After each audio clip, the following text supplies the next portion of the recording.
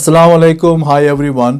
दोस्तों, क्या आप जानते हैं दुनिया में 690 मिलियन लोग ऐसे हैं, यानी 69 करोड़ लोग ऐसे हैं जो रोज़ाना भूखे पेट सोते हैं, जो अंडर नरिश्ड हैं, और ये दुनिया की 8.9% पॉपुलेशन है। It's quite a huge number. और इनमें से सबसे ज़्यादा यानी मोर देन 90% एशिया और अफ्रीका में है। एशिया में 381 मिलियन अंडर नरिश्ड पॉपुलेशन है और अफ्रीका में ये 250 मिलियन है। और ये नंबर बढ़ता ही जा रहा है। हालांकि पास्ट में इसमें बहुत काम हुआ है और अभी भी हो रहा है, लेकिन अनफॉर्चुनेटली 2014 से ये नंबर फिर से बढ़ने लगा है। एक एस्टिमेट के मुताबिक अगर ये नंबर इसी तरह से बढ़ता रहा बाय 2030 यानी 2030 तक ये नंबर 69 करोड़ से बढ़कर 84 करोड़ तक आ जाएगा। And this will be a very unfortunate thing for all of us. दोस्तों, अप्रॉक्सीमेटली हर साल दुनिया में 31 लाख बच्चे माल न्यूट्रिशन की वजह से मरते हैं। यानी ग्लोबली जितने भी डेथ्स होते हैं एक साल में बच्चों के 50% से ज़्यादा सिर्फ अंडर नरिशमेंट की वजह से होती हैं, अंडर न्यूट्रिशन की वजह से होती हैं। यानी रोज़ाना करीबन 8,500 बच्चे सिर्फ इसलिए मरते हैं, सिर्फ इसलिए उनकी डेथ होती है कि उनके पास प्रॉपर न्यूट्रिशियस फूड अवेलेबल नहीं है।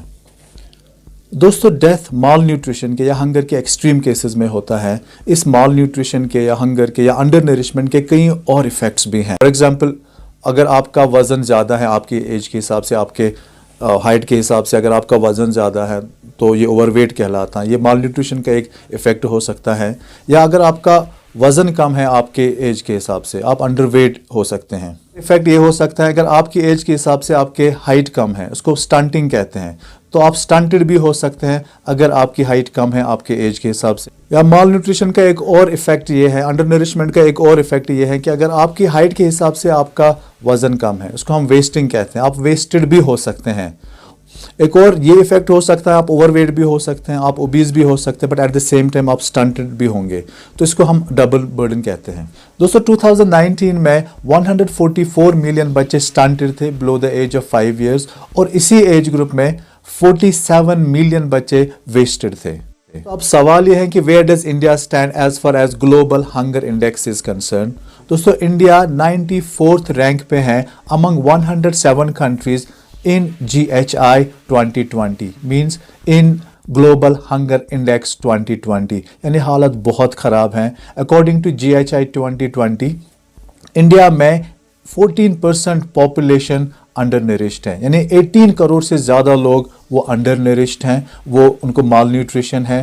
यानी हालत जो है म्यांमार, बांग्लादेश, पाकिस्तान से भी बहुत ख़राब हैं, बहुत बदतर हैं। हालांकि ये भी सीरियस हंगर कैटेगरी में आते हैं, ये 3 कंट्रीज भी, but they have better score in this respect than India.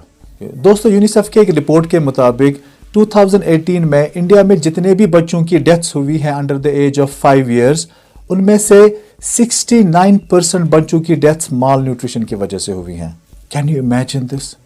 India के बाद नाइजीरिया ने सबसे ज़्यादा डेथ्स रिपोर्ट की हैं 2018 में, फॉलोड बाय पाकिस्तान। दोस्तों, इसके अलावा गवर्नमेंट ऑफ इंडिया ने रिसेंटली एक सर्वे कराया, इन्हें कॉम्प्रिहेंसिव नेशनल न्यूट्रिशन सर्वे ये कहलाता है। ये इंडिया का अभी तक का सबसे बड़ा माइक्रो न्यूट्रिएंट सर्वे है। एज पर दिस सर्वे, अगर स्टंटिंग काफ़ी हद तक रिड्यूस की गई है, लेकिन स्टंटिंग अभी भी एक मेजर इशू है इंडिया में। ये अभी भी 38.4% है। कॉम्प्रिहेंसिव नेशनल न्यूट्रिशन सर्वे जो हमें डेटा प्रोवाइड करता है, वो हमें माल न्यूट्रिशन और पॉवर्टी का रिलेशन बताता है। वो हमें बताता है कि जो लोग ज़्यादा पुअर हैं उनमें ज़्यादा डिफिशिएंसी होती है, उनमें माल न्यूट्रिशन होता है।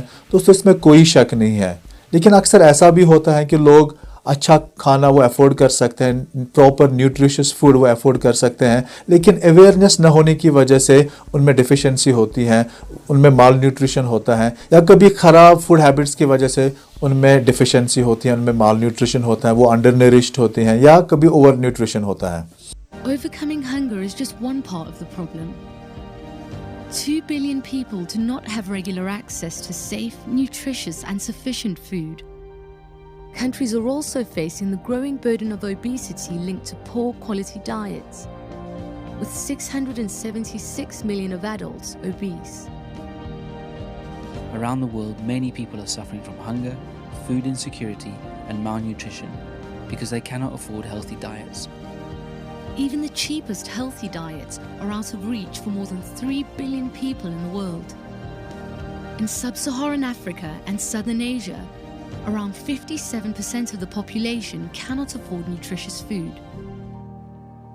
As the world fights COVID-19, we cannot allow the pandemic to stop the global fight on hunger and malnutrition.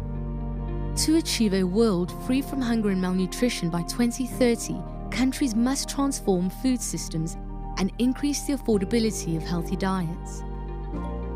Shifting to healthy diets could reduce direct and indirect health costs by up to 97%. While reducing the social costs of greenhouse gas emissions by up to 74%. We must ensure the cost of nutritious foods comes down. If the whole world shifts towards a healthy diet, we have a real chance at ending hunger and malnutrition, once and for all. We must act now to build back better and make a difference in lives and communities everywhere.